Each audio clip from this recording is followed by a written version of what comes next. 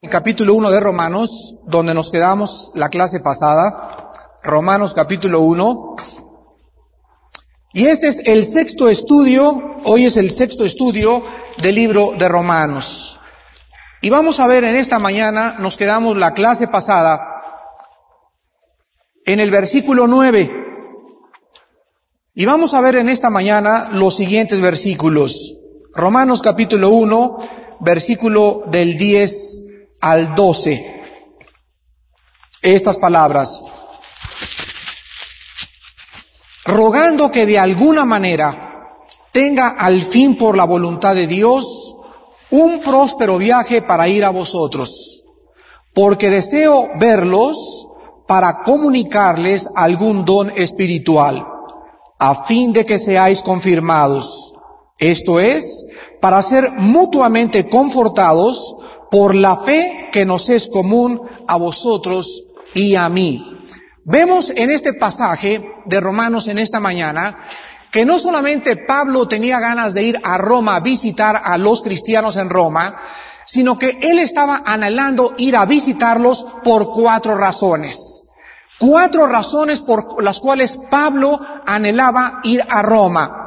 3 razones se encuentran en este pasaje y 2 razones las vamos a deducir de otras porciones de la palabra de Dios. La primera razón por la cual Pablo anhelaba ir a la ciudad de Roma era porque Roma era el lugar más estratégico que existía en aquel entonces para poder divulgar el evangelio en todas partes. No sé cuántos de ustedes estén involucrados con nosotros en el equipo de Vida Nueva, pero nosotros tenemos la convicción de que es en la Ciudad de México donde va a explotar la bomba. Es la Ciudad de México el lugar más estratégico para poder evangelizar el país. En Jerusalén es preciso que comencemos nosotros a divulgar el evangelio porque las ciudades son estratégicas. Imagínense, por ejemplo, pues sí, vamos a Salamanca, tuvimos una cruzada la semana pasada de 8,000, 10,000 personas y sacudimos Salamanca, creamos conciencia de ciudad en Salamanca, pero ahí queda todo. Pero cuando nosotros estamos en la ciudad, en el núcleo del país, que es la capital, y nosotros comenzamos a hacer ruido y a decirle a la gente, existe Dios, existe Cristo, hay un libro que es la Biblia, y comenzamos a externar a la gente nuestra opinión del aborto, del divorcio, del matrimonio y de los hijos, los periódicos van a comenzar a decir, estas personas tienen respuestas. Y nos comienzan a entrevistar, y nos comienzan a preguntar, y nos comienzan a llamar a la policía, y al ejército, y a la presidencia, y a los pinos, y comienza entonces aquí en México a difundirse el evangelio con fuerza. ¿Por qué? Porque estamos convencidos que es un lugar estratégico para el evangelio. Si Pablo podía impactar el mundo antiguo, Pablo tenía que impactarlo yendo a Roma. Ahora, cuando él escribió a los romanos, recordemos que él no había conocido Roma, ni había tampoco llegado a Roma.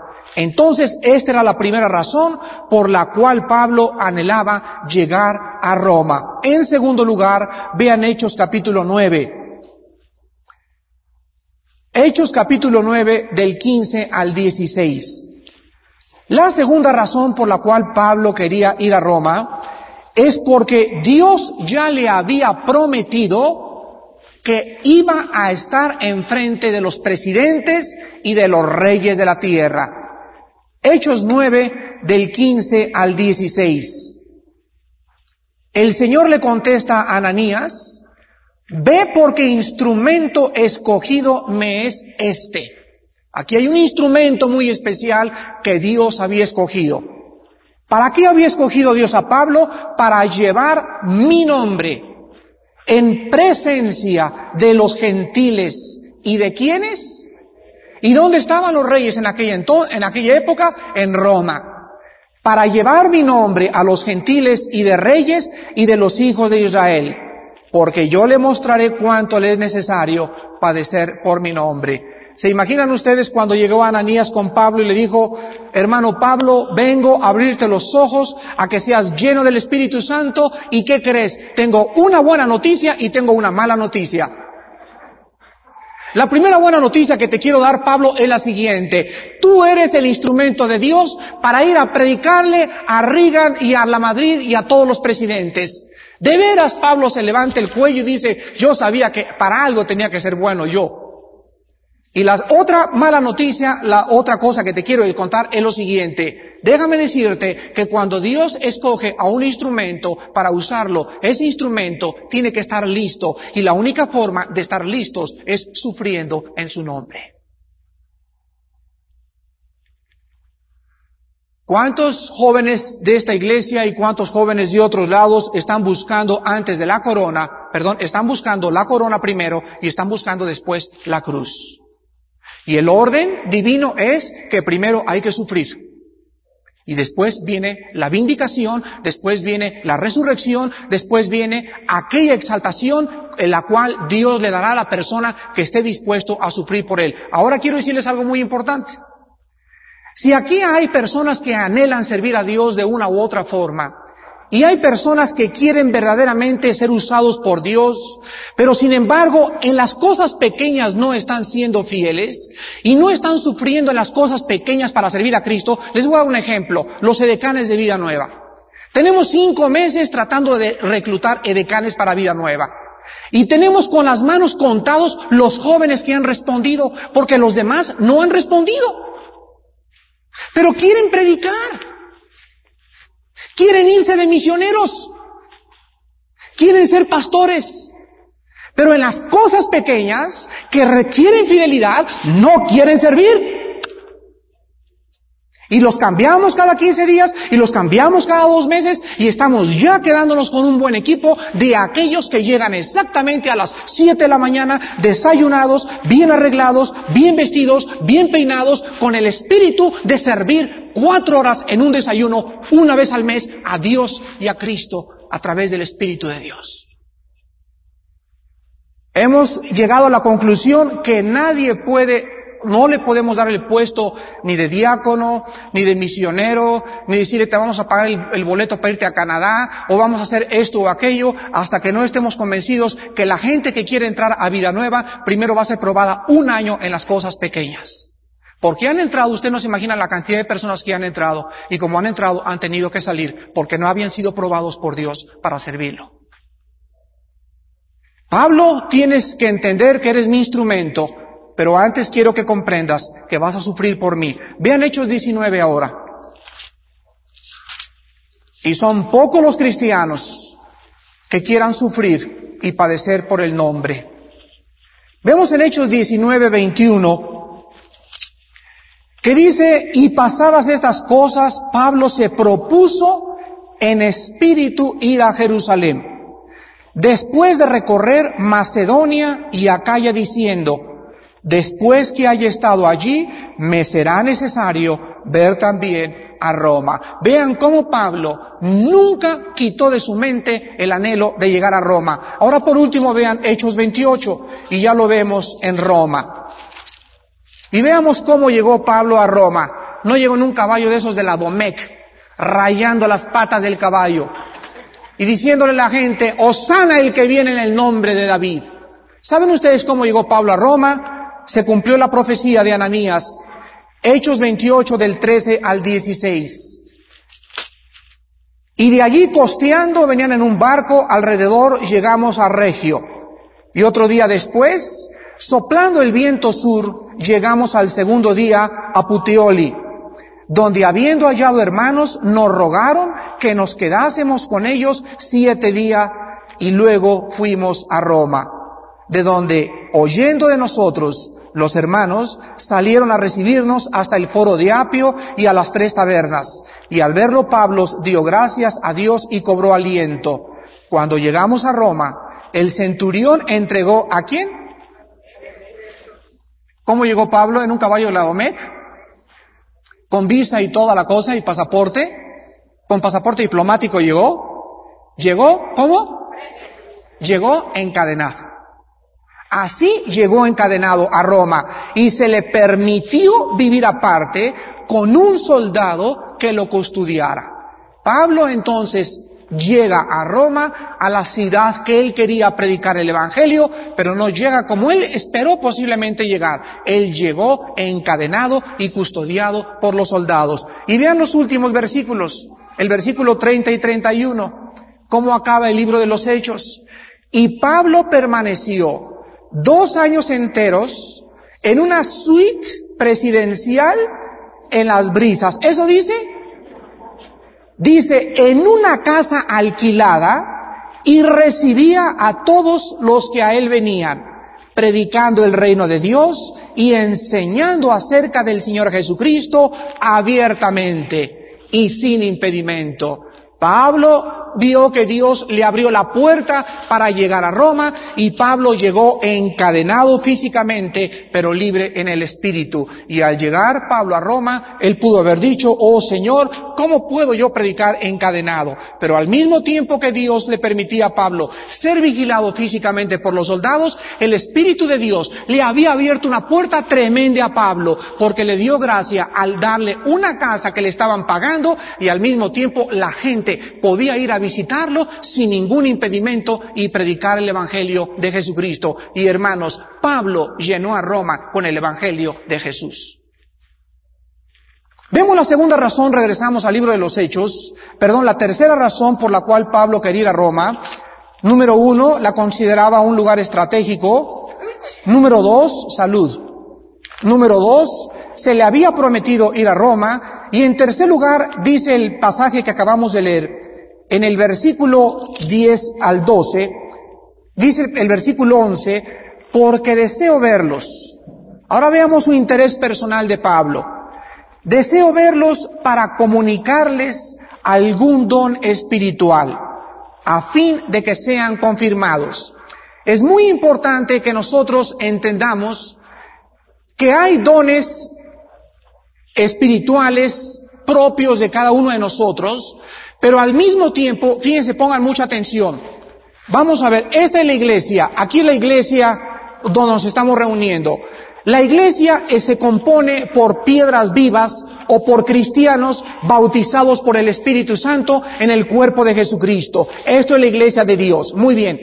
Esa iglesia tiene un pastor, y esa iglesia tiene un cuerpo de diáconos y tiene un cuerpo de ancianos. O pueden tener ancianos y todos gobernar la iglesia a través de una junta ministerial. Pero al mismo tiempo Dios levanta hombres que los envía a las iglesias con dones especiales. Y estas personas con dones especiales se encuentran en el libro de los Efesios, capítulo 4, versículos del 11 al 12. Y veamos quiénes son estas personas con estos dones especiales o ministerios especiales para que esa iglesia comience a crecer. Dice así el versículo 11. Y él mismo, o sea, acuérdense que es cosa de Cristo a través del Espíritu de Dios. Nadie escoge, escuchen esto, nadie escoge en la obra de Dios el lugar donde vamos a servir. Lo vuelvo a repetir. Dios no nos concede el privilegio de que nosotros decidamos lo que queremos ser y a dónde servirle. Él mismo constituyó, Él mismo dice quién va a ser en esta iglesia predicador. Él dice quién va a ser maestro. Él dice quién va a servirlo acá y quién va a servirlo allá. No es del que quiere ni del que corre. Es de Dios que tiene misericordia. Esto pertenece a la soberanía absoluta del Espíritu de Dios. Entonces vamos a comenzar poniendo este principio. En esta iglesia que estamos ahorita reuniéndonos físicamente, aquí no se nos concede ni se nos da la libertad de decir quién va a predicar y quién no va a predicar. Es el Espíritu de Dios el que va a comenzar a levantar en esta iglesia los líderes del futuro. Nuestra misión es alimentar al rebaño y cuidarlos. Esta es nuestra misión principal como pastores. Pero dice a continuación del versículo 11, Él mismo constituyó a unos apóstoles. Muy bien, ¿hay apóstoles ahora? No en el sentido apostólico de hace 2000 años. Los apóstoles fueron aquellas personas especiales que Dios llamó para poner, dice Efesios capítulo 2, los fundamentos de la iglesia. Sobre los apóstoles fue construida la iglesia de Cristo. siendo la principal piedra Jesucristo mismo. Entonces toda la iglesia fue construida alrededor del fundamento de los apóstoles. Los apóstoles del siglo XX no son apóstoles en el sentido de los apóstoles de hace 2000 años. Podríamos decir que un apóstol del siglo XX es un misionero. Es un hombre que va a un lugar, levanta una iglesia y se va a otro lugar. Pero a continuación dice el pasaje que no solamente él constituyó apóstoles, sino también profetas. ¿Hay profetas en el siglo XX? Sí los hay. 1 Corintios 14:3. El que profetiza, profenos en el griego. Pro antes, penos, hablar enfrente. El profeta del Nuevo Testamento no es el que trae nuevas revelaciones. No es el que dice, ahorita estoy inspirado y en un estado de éxtasis, el Espíritu Santo se está comunicando conmigo a través de ustedes y comienza el Señor y comienza a decirles esto y el otro. Ese es un falso profeta. Dios ya no nos habla a través de un éxtasis y de un medium cristiano diciendo en este momento estoy recibiendo mensaje del Señor. Dios, habiendo hablado muchas veces y muchas formas en otros tiempos a través de los profetas y de muchas maneras, en estos tiempos nos ha hablado por el Hijo. Y ahora tenemos la palabra profética más segura, a la cual haríamos bien en estar atentos. Cuidado cuando alguien diga, traigo un mensaje del Señor, porque yo pienso, y siempre lo he dicho, que Dios agarra a una persona y la levanta, y el Señor dice, y con la Biblia en la mano. Pero cuando vienen así revelaciones que el Señor me está diciendo, y que comienzan a entrar esta clase de revelaciones a la iglesia, comienzan juntamente con esa persona a introducirse la levadura y las falsas doctrinas.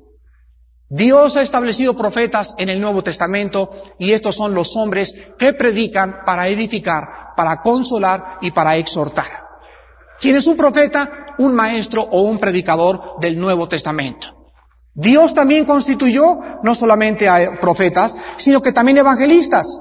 Yo tengo particularmente el don de evangelista. Este es mi don más grande. Yo soy evangelista. ¿Qué es evangelista? El don de predicar a 5 personas, a 10 personas, a 50 personas, a 50,000 personas y a una sola persona. Es el don de estar viajando continuamente y estar levantando esta iglesia, estar llevando el evangelio de Jesucristo, estar presentando el mensaje de Cristo en el poder del Espíritu Santo. Esto es un evangelista. No a todos se les da este don. Ahora también Dios levantó pastores y maestros. Entonces, estos 5 dones que encontramos en Efesios son hombres equipados especialmente, enviados por el Espíritu Santo para ministrar a la iglesia que el Señor ganó con su propia sangre. Pablo por eso anhelaba, con el don de evangelista, el don de profeta, el don de maestro que él tenía y el don de pastor, ir a Roma y decía comunicarles un don espiritual. La palabra don espiritual aquí en el griego es la palabra neumatikon charisma y significa un regalo o un favor del Espíritu Santo. Vean Primera de Pedro 4:10. Primera de Pedro 4:10. Habiendo puesto el fundamento de que los apóstoles pusieron el fundamento de la iglesia, y habiendo estudiado también hace 3 minutos que nadie va a escoger dónde servir a Dios, a lo mejor Dios te manda a Chalma, a lo mejor te manda a Italia, a lo mejor te quiere aquí, a lo mejor te manda a Toluca, o a lo mejor no eres misionero, a lo mejor toda tu vida vas a ser diácono. Habiendo entendido esto, entendamos el tercer principio acerca de los dones. Primera de Pedro 4:10. Cada uno, según el don que ha recibido, o sea, aquí se asume que no hay cristiano que no tenga dones, ¿verdad? No hay ningún cristiano que no tenga un don. Según el don que hemos recibido, ministrelo a los otros. No dice, edifícate a ti mismo, ¿verdad? Dice, ministralo a los otros, como buenos administradores de la multiforme gracia de Dios. Otro tercer principio que tenemos que establecer esta mañana, escuchen esto y es bien importante, y lo voy a repetir 3 veces, es el siguiente. Los dones espirituales se nos fueron dados para edificar a los demás y no a nosotros. Cualquier don que yo tenga, Dios me lo dio para que yo sea un canal de ese favor que Él me está dando y yo esté ministrando esa gracia de Él, que es el don a las demás personas. Vean ustedes esto comprobado en 1 Corintios capítulo 12. Y después nos saltamos al capítulo 14 de Corintios. 1 Corintios capítulo 12. Versículo 7. Es triste que muchas veces nosotros expongamos la palabra de Dios sin tomar en cuenta los demás contextos. Por ejemplo, yo les dije cuando acabamos el curso de los dones espirituales que el capítulo 12 de 1 de Corintios, el capítulo 13 y el capítulo 14 no se pueden divorciar. Es un mismo contexto. Yo no puedo venir al capítulo 14 de Corintios y sacar uno o dos versículos sin tomar en cuenta el capítulo 12 y el capítulo 13. O sea, estos tres capítulos tienen que ser estudiados, tienen que ser ministrados y tienen que ser hermenéuticamente trazados dentro de los tres mismos capítulos, porque es un mismo contexto. En 1 Corintios 12:7, estableciendo los dones, dice el Espíritu Santo, pero a cada uno, otra vez se nos insinúa que no hay cristianos sin dones, a cada uno le es dada la manifestación del Espíritu, ¿para qué? Esta palabra es la palabra griega sumpero, S-U-M-P-H-E-R-O. La palabra provecho es la palabra griega sumpero y significa bien común. A cada uno de nosotros, Dios nos da los dones para el bien común de los hermanos y de la iglesia. No me da Dios un taladro o un martillo o un serrucho que se puede comparar como los dones para construir la iglesia e irme yo a mi casa y estar haciendo yo mi puertita y mis demás hermanos no me interesa. No, en estas palabras le estoy diciendo que no puede haber cristianos aislados de una iglesia. No hay tal cosa como yo quiero ser cristiano pero no tengo necesidad de ir a una iglesia. Esto no existe en la Biblia. La iglesia es el conjunto de personas bautizadas por el Espíritu Santo para ministrarse las unas a las otras. Si tú quieres ser cristiano sin venir a la iglesia o sin tener que ver con los demás hermanos, el tuyo no es un cristianismo. Yo le puedo llamar una filosofía humanista, pero esto no es cristianismo. Ahora vean ustedes también en 1 Corintios 14.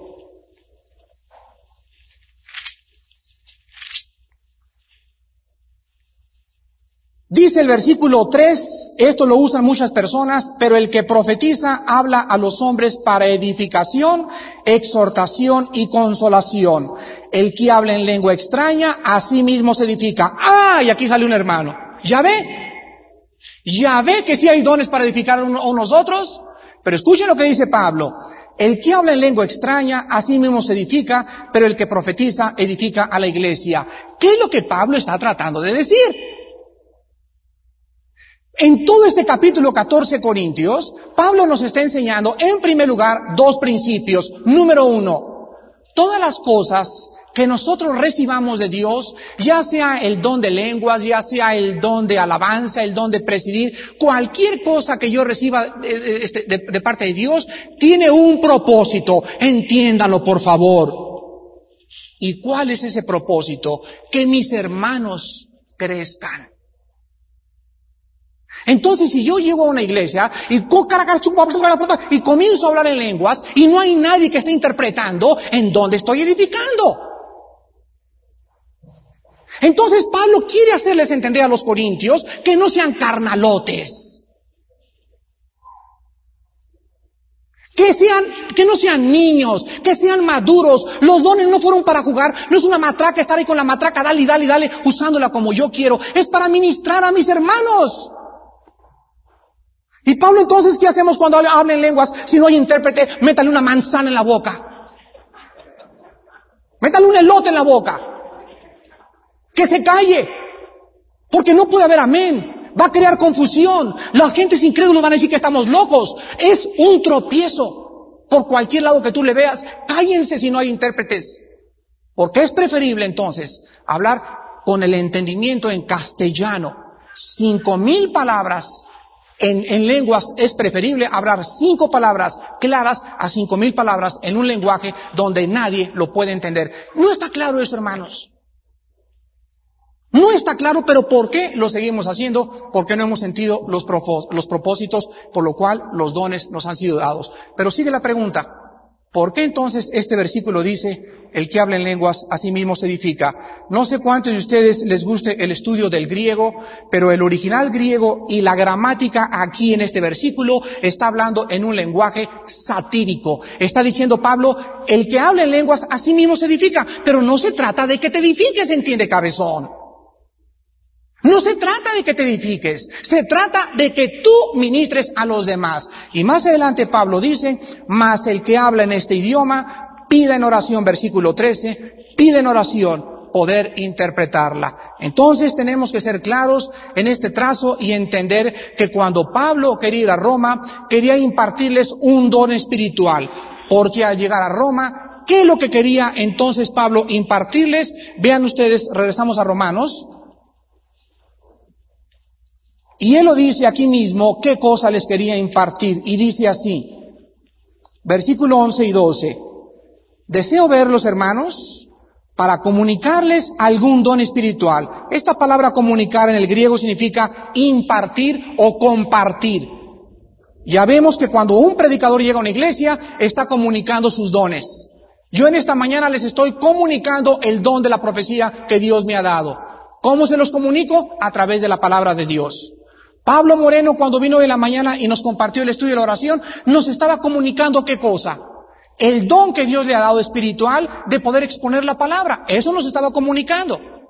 Cuando algún hermano pasa acá y canta Lucía y Enrique, nos están comunicando dones espirituales. ¿En qué forma? Nos están impartiendo el don de la música. Están haciéndolo del bien común para toda la iglesia. Entonces Pablo, al llegar allí, les dice entonces aquí en el versículo 11 y 12 que estábamos estudiando, en el versículo 11, porque deseo verlos para comunicarles el don espiritual. Escuchen esto. ¿Cuál es el propósito? A fin de que sean confirmados. Pablo anhelaba ir a Roma y él decía en su corazón, esa ciudad es estratégica, el César tiene que oír del Señor. Tú me lo prometiste, Señor. En tercer lugar, voy a ir ahí porque les voy a hacer de bendición a la iglesia. Oh Padre, pero el motivo más profundo de ir a Toluca, de ir a Querétaro, de ir allá, es que cuando nosotros vayamos, las iglesias del Señor sean confirmadas en la fe. La palabra confirmar aquí en el griego significa hacer firme o estable. Vean Hechos capítulo 15. Hacerlas firmes o estables. Hechos 15, del 28 al 33 y del 40 al 41. Hechos 15, del 28 al 33. Porque ha parecido bien al Espíritu Santo y a nosotros no imponerles ninguna carga más que estas cosas necesarias. Que os abstengáis de lo sacrificado a ídolos, de sangre, de ahogado, de fornicación, de las cuales cosas, si os guardareis, bien haréis, pasadlo bien. Así pues los que fueron enviados descendieron a Antioquía y reuniendo a la congregación entregaron la carta, habiendo leído la cual se regocijaron por la consolación. Y Judas y Silas, como ellos también eran profetas, consolaron, ¿y qué cosa? Y confirmaron a los hermanos con abundancia de palabras. Aquí vemos que están en Jerusalén y llegan los chismes. Oigan, fíjense que por allá andan diciendo unos que necesitamos seguir comiendo, que no podemos comer carne de puerco. Le llega otro chisme por ahí a San Peter y le dicen a Peter, mira Peter, ¿sabes qué? Por ahí andan diciendo que tenemos que circuncidarnos. Otro le llega, pues por ahí andan diciendo otros que no tenemos el Espíritu Santo, que necesitamos otro bautizo en el Espíritu Santo. Y vienen controversias y temas de controversia alrededor de la iglesia. Muy bien, se juntan los apóstoles en el primer concilio de Jerusalén, en el capítulo 15 de los Hechos.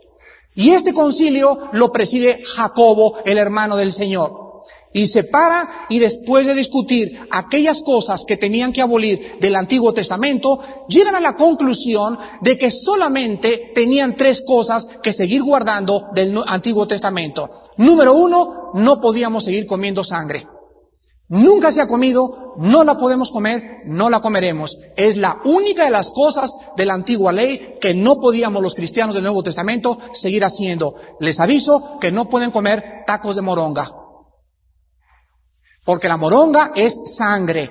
Y Dios sigue considerando algo valioso la sangre, porque la sangre es la portadora de la vida.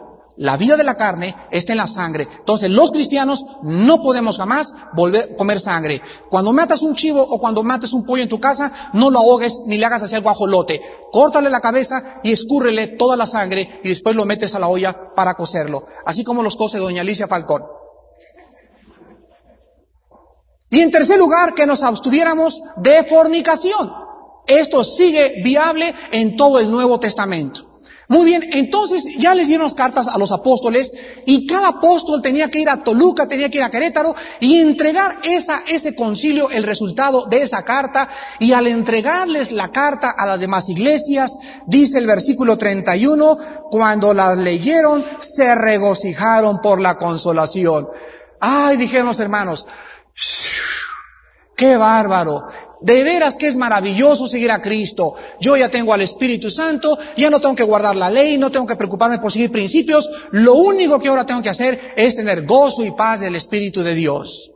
Les quitaban un peso tremendo a los hermanos. Se regocijaron los hermanos. Y dice el versículo 33, y pasando algún tiempo allí, fueron despedidos por los hermanos en paz para volver a aquellos que los habían enviado. Se dan cuenta que tuvieron que quedarse ahí unos meses para poder confirmar a estos discípulos. Hermanos, ¿cuántos de ustedes, aplicando esto, vuelves a ir con la Biblia y lo vuelves a visitar y tú sabes que es un niño que necesita que le cambie los pañales? Chilla, a lo mejor el alfiler le está picando, a lo mejor no tiene talco, tiene un mes que no le echas talco al pobre vecino tuyo. Hay tantas cosas que los nuevos convertidos necesitan. Muy bien. Si cualquiera de nosotros no tiene la carga de guiar a alguien a Cristo y confirmarlo, o sea, tener la carga de hacerlo estable o de asegurarnos de que es estable, entonces no creo que yo pueda tener el corazón que tuvo mi Señor Jesús. Es preciso ir con nuestros vecinos y visitarlos y visitarlos y visitarlos. ¿Con qué propósito? Confirmarlos. Confirmarlos. Ahorita estamos haciendo aquí en esta iglesia una lista de todos ustedes de la familia. Ojalá que no haya ninguna familia en esta iglesia que no nos haya proporcionado sus datos. Necesitamos su teléfono, su dirección, porque los vamos a ir a comenzar a visitar cada semana. ¿Por qué los vamos a visitar a su casa? Para confirmarlos. Hay miles de familias que no pueden hablar conmigo. Pero ahí tenemos un grupo de diáconos que les vamos a dar los teléfonos y vamos a hacer juntas y citas para que cada familia tenga la oportunidad de hablar con el pastor y de hablar con los diáconos. Pero necesitamos confirmarlos a ustedes, para que ustedes sean hombres firmes, para que te agarren en la calle y te digan, ¿qué piensas del aborto? No sé. ¿Y tu iglesia qué piensa del divorcio? No sé. Oye, ¿en tu iglesia? No, hombre, en mi iglesia van todos, van pentecostales, carismáticos, es un relajo en mi iglesia, es bien padre.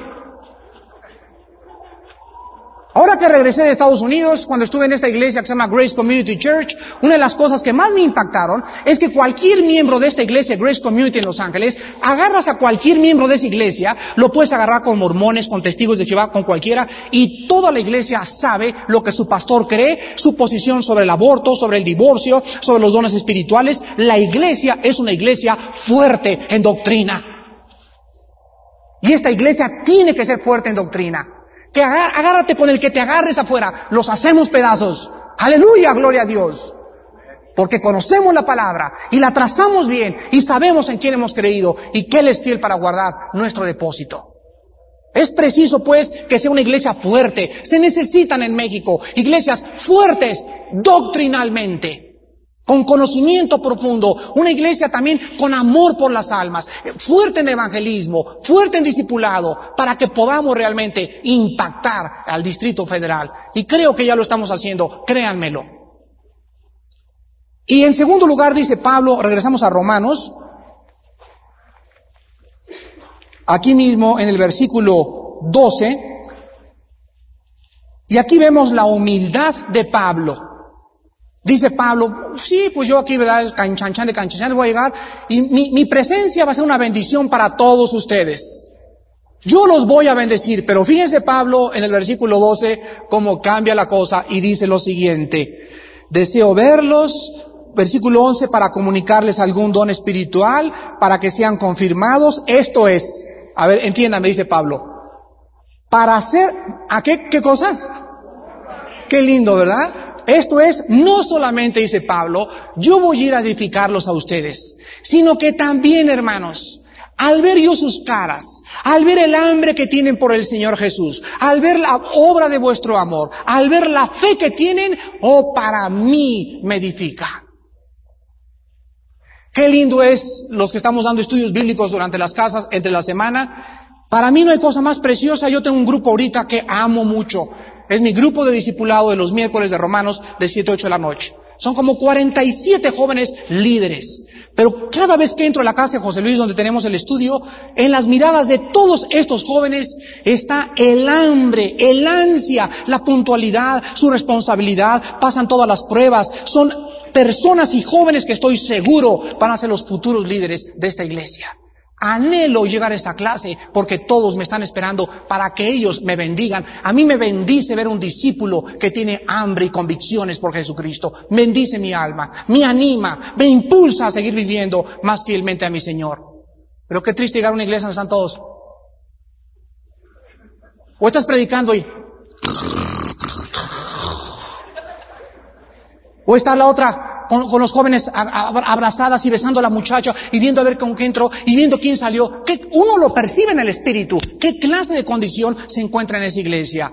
Entonces Pablo dice, cuando yo vaya con ustedes, hermanos, vamos a ser mutuamente confortados. La palabra que él usa aquí en el griego, confortados, es la misma palabra, vamos a 2 Corintios 1, es la misma palabra que se usa para consolar. Consolar. Para que nos consolemos, en otras palabras, cuando yo llegue. Yo los consuelo y ustedes me consuelan también. Dice en 2 Corintios 1, del 3 al 7, el propósito, uno de los principales propósitos de nuestro compañerismo. Dice así, 2 Corintios 1, del 3 al 7, es hermoso. Bendito sea el Dios y Padre de nuestro Señor Jesucristo, Padre de misericordias y Dios ¿de qué? Vayan tomando nota cuántas veces se repite en estos 4 versículos la palabra consolación. Dios es el Padre de consolación, número 4, el cual nos consuela, número 2. Nos consuela en todas nuestras tribulaciones, para que podamos también nosotros consolar a los que están en cualquier tribulación, por medio de la consolación con que nosotros somos consolados por Dios. Porque de la manera que abundan en nosotros las aflicciones de Cristo, así abunda también por el mismo Cristo nuestra consolación.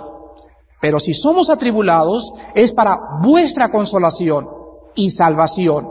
O si somos consolados, en 8 veces ya llevamos, es para vuestra consolación 9 y salvación, la cual se opera en el sufrir las mismas aflicciones que nosotros también padecemos. Y nuestra esperanza respecto de vosotros es firme, pues sabemos que así como somos compañeros en las aflicciones, también lo somos en la consolación. 10 veces se repite la palabra consolar. ¿Entienden Romanos capítulo 1 por qué quería Pablo ir a Roma? Cada vez que nosotros vamos a un estudio bíblico, posiblemente lleguen ustedes, Armando va a llegar ahorita, nos va a consolar, o va a llegar Pato ahorita y nos va a dar un mensaje tremendo, nos va a consolar, va a llegar José Luis y nos va a consolar, pero ¿qué estamos hechos nosotros de acero? ¿Ustedes creen que nosotros no tenemos nuestro corazoncito también? Hermanos, nosotros también necesitamos desesperadamente la consolación de ustedes. Qué lindo cuando yo puedo ir a un estudio y aunque, sí está esperando que yo llegue a un estudio y que tu corazón sea bendecido, pero ojalá que ustedes también nos ministren a nosotros. Con su cariño, con su amor, con su compasión. Bueno, ya llegué tarde, no te preocupes, Armando, he llegado otras veces tarde, no, estás disculpado, siéntate, danos la clase. Pues mira, es el día del maestro, qué cosa tan triste, no lo estoy diciendo que me den un regalo el día del maestro, pero es muy triste, dice Pablo, no lo digo porque tenga necesidad, sino para vuestra vergüenza lo digo. Qué cosa más triste, que el día del maestro no se acuerden de su maestro que les da el alimento espiritual. Es bien triste. Es bien triste. No porque el maestro tenga necesidad de una corbata que le vais a regalar, sino el hecho de que al darle tú un alfiler le estás diciendo solamente quiero, como muestra pequeña de mi agradecimiento, decirte lo mucho que significan tus enseñanzas a mi vida. Es el detalle, hermanos. Es lo mismo que con la esposa. Oye, pues ya sabes que te quiero, pero mi vida, cuando me traes flores, me estás comunicando de una forma hermosa y confirmando de una manera hermosa el amor que me tienes y el cariño que me tienes a mis hijos y a mí. Necesitamos, hermanos, nosotros también, tener afectos y detalles de ustedes para poder seguir viviendo para Jesucristo, créanmelo. Ahora el propósito es el siguiente y quiero acabar con esto. El pasaje que leímos dice lo siguiente: si nosotros somos consolados por ti, oh Dios, Él es el Dios y Padre de misericordias y de consolación. Muy bien, Dios va a derramar sobre sus siervos estas dos cosas. Él va a tener misericordia de mí y me va a consolar. Estén seguros, aunque ustedes no lo hagan. Muy bien, una vez que Dios me consuela con mi esposa, con mis hijos, con problemas de la iglesia, Dios me envía consolado, porque no puedo ir desconsolado, y me envía consolado con ustedes para que yo los consuele a ustedes. Y cuando yo los consuelo a ustedes están recibiendo ¿qué cosa de mí? Consolación. Pero están recibiendo la consolación de mí ¿para qué? Para que ustedes la misma consolación que recibieron de mí la comuniquen a otro.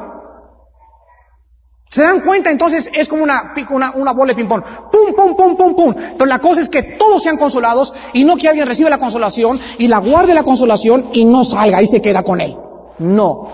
Todo lo que nos da Dios es para compartirlos a los demás, para que crezcamos una iglesia fuerte en el poder del Espíritu Santo. Oremos.